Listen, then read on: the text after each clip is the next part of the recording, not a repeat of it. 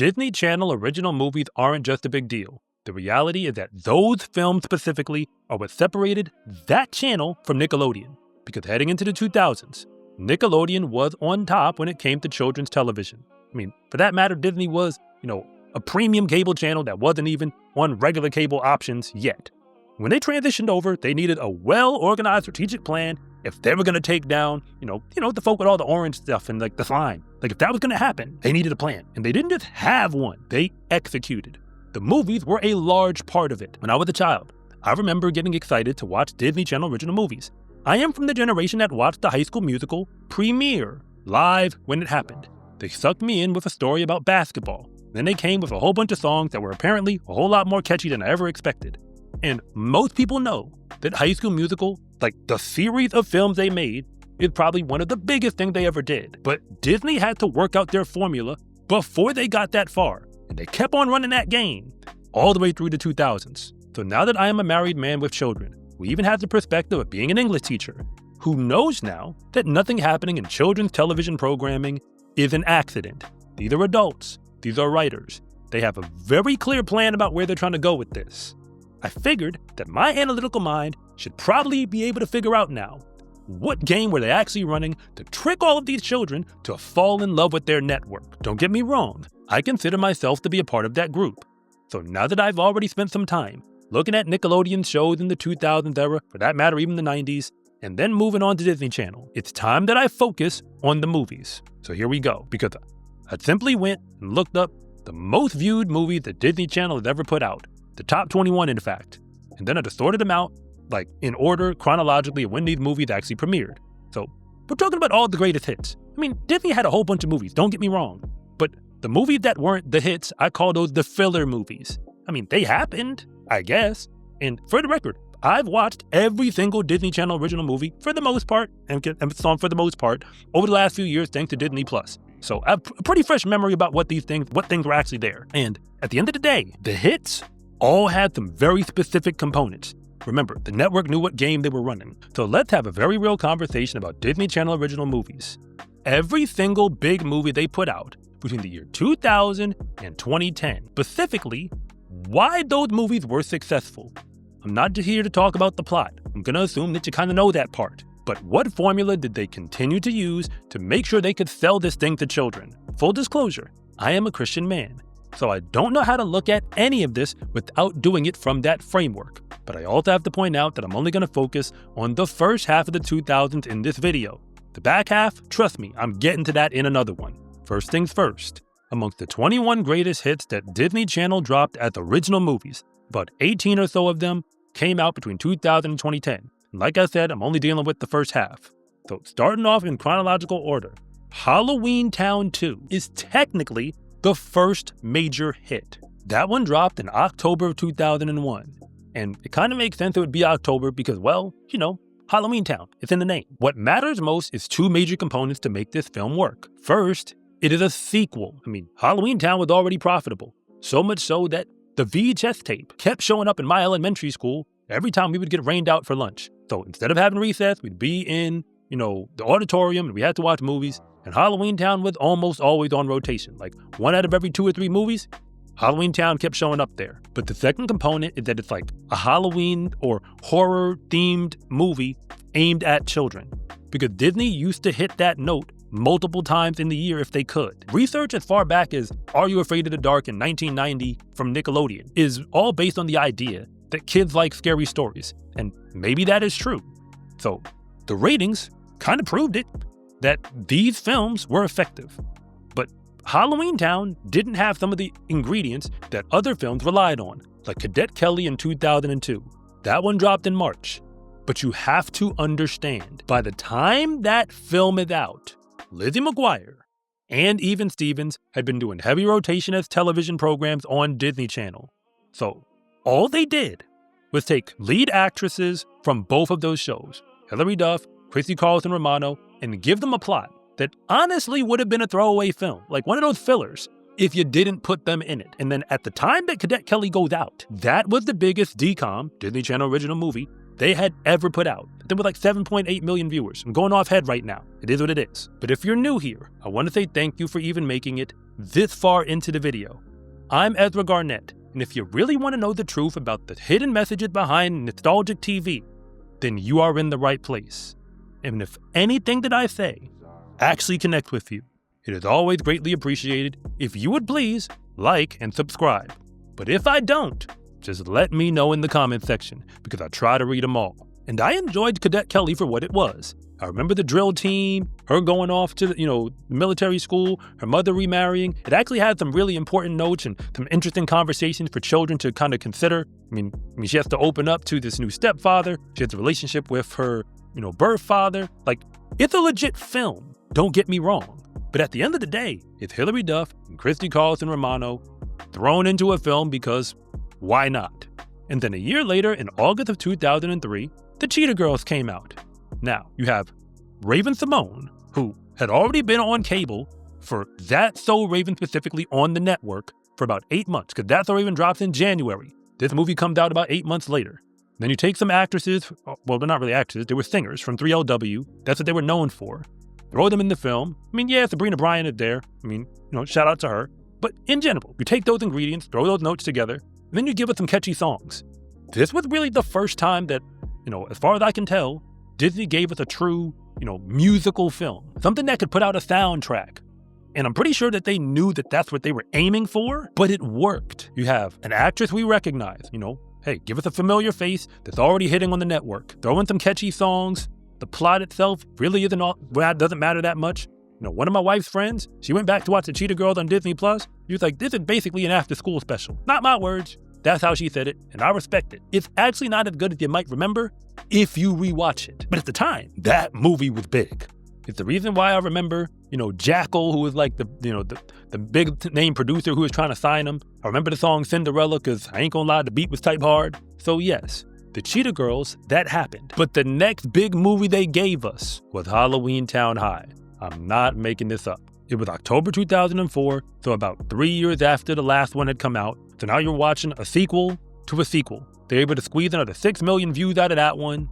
Plus the fact that, this whole Halloween thing and like the horror film note, we already know that works. So Halloweentown High, are you starting to see a trend here? Because the following October, the next big hit they came out with was Twitches. It's not just a Halloween-themed film. Now they hit both notes at the same time.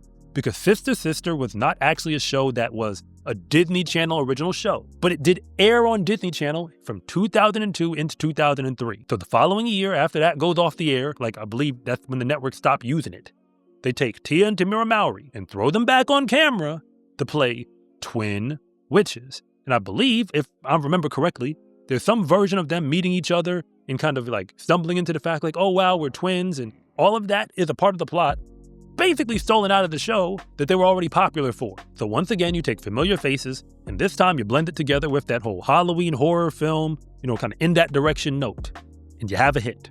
But honestly, 2005 didn't really have a big hit, at least not one that cracked the top 21 all time, again, from the number that we have access to. So 2006, when High School Musical comes out, that is the next big deal.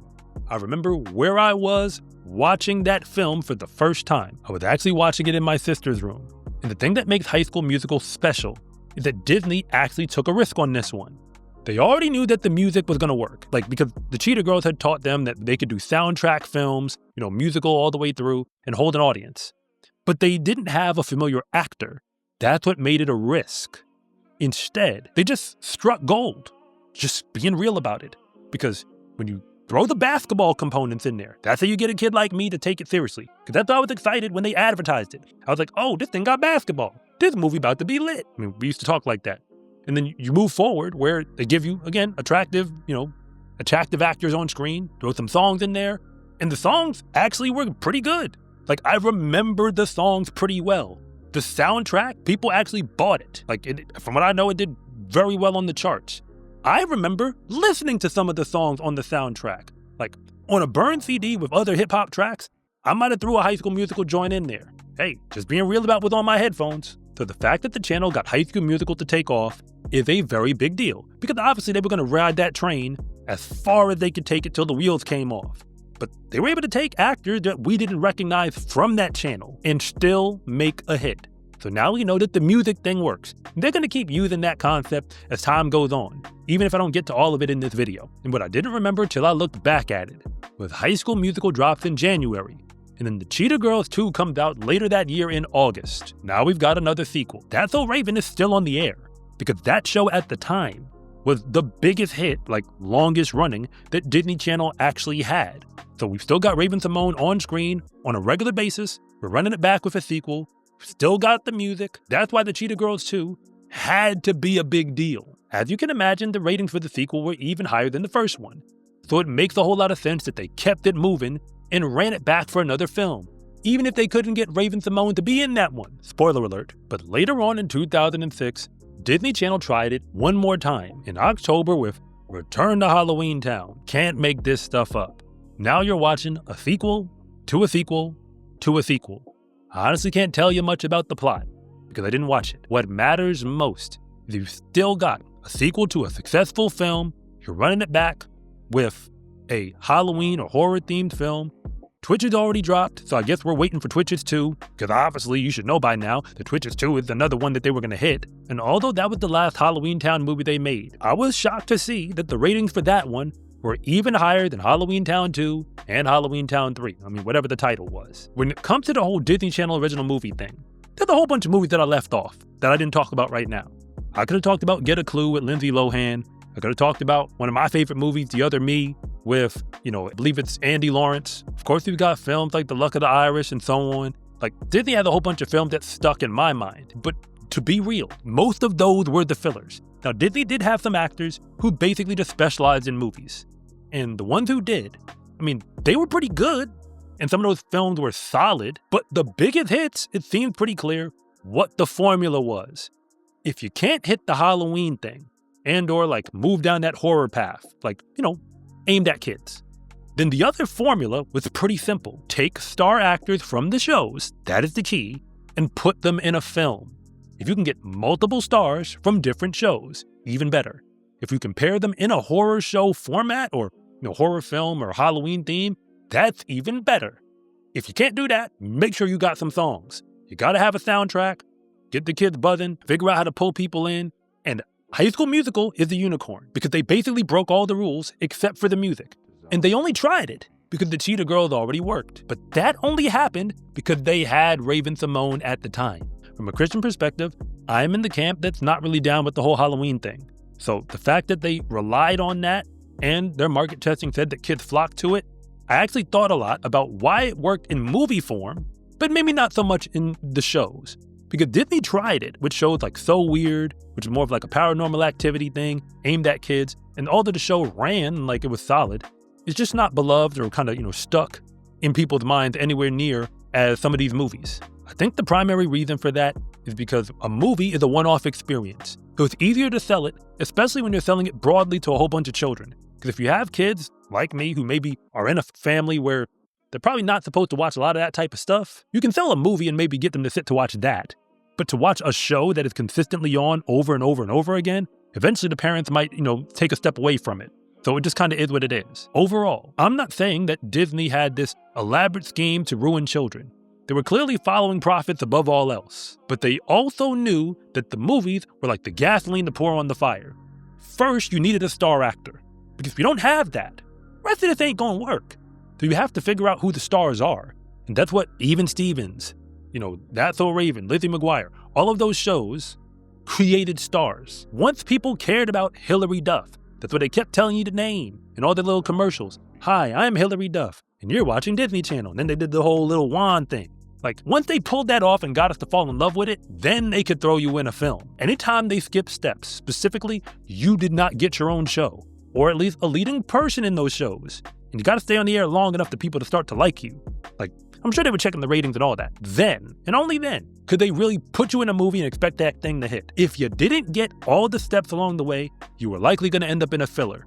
One of those movies that only the real hardcore Disney Channel kids were gonna see. The ones who were watching the channel all the time. And I remember most of the filler movies more than even some of the biggest ones. because especially all the Halloween stuff, I really wasn't down with that on a personal level. And keep in mind, this is only about half of the decade that I've covered so far. There's a whole bunch more movies, and the question is, are they going to keep the exact same energy or switch up the formula even a little bit? And like I said, a little bit. Because although from a kid's perspective, this is entertainment, if you're an adult who works for Nickelodeon or Disney Channel, this is blood sport. They are duking it out, trying to earn the right to get into the homes, and for that matter through the television screens, to get the highest ratings possible. Disney came to the 2000s, playing the game down 20. But these movies, I believe, are the real reason why their network finishes the decade in front. And it's really not that close anymore. And now that the cable era is effectively dead, we'll likely never have another generation of children who will know what it feels like to have a group of network executives put together a well-calculated plan to take over television with a Disney Channel original movie. If you actually made it all the way to the end of this video, I do have to admit that thank you doesn't do it justice anymore, because you are a real one. And if anything that I said at all actually connected with you, it is always greatly appreciated if you would please like and subscribe.